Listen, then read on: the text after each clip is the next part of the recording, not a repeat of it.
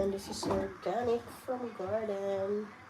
Still have to higasan natin ito first.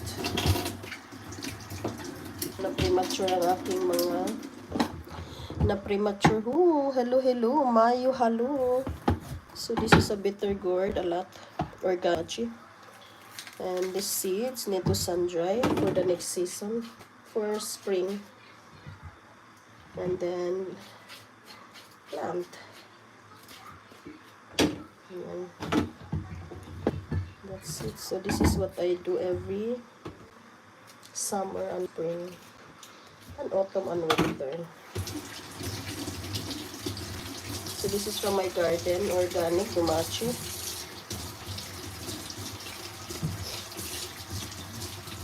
And this is a superfood.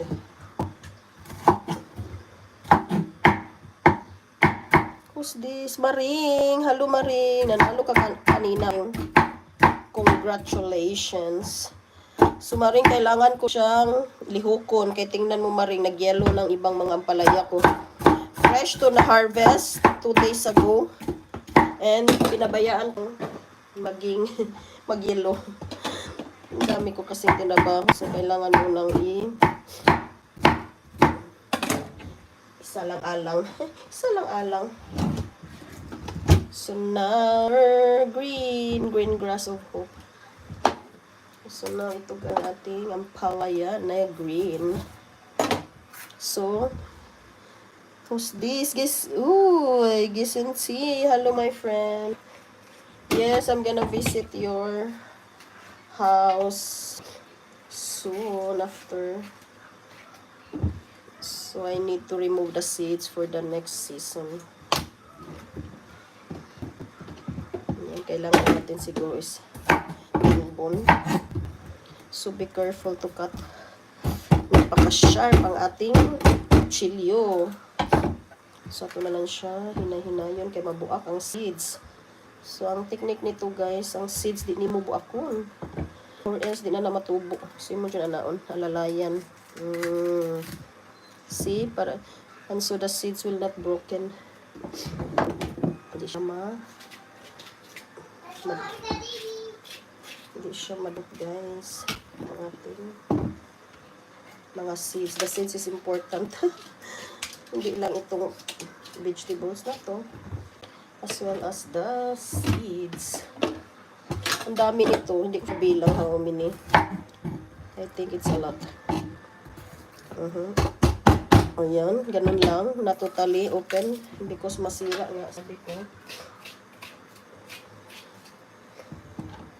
Kailangan ng seeds. Buo pa siya. Whole. Na na na. So I need to double time.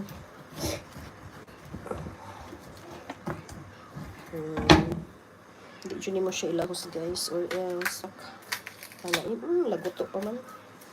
Hindi sa siguro magkilaw ko ang nino. What do you think? Magmukbang. Fresh ampalaya. Pero napakano siguro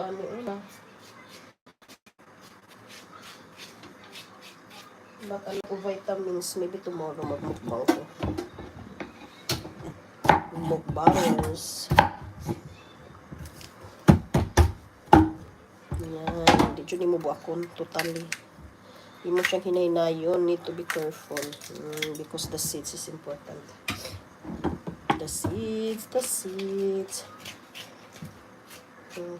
the important. Okay.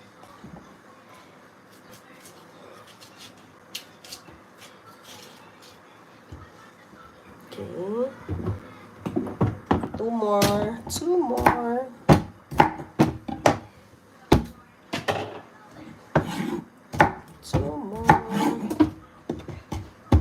Napaka-green pa niya, no? Fresh na fresh.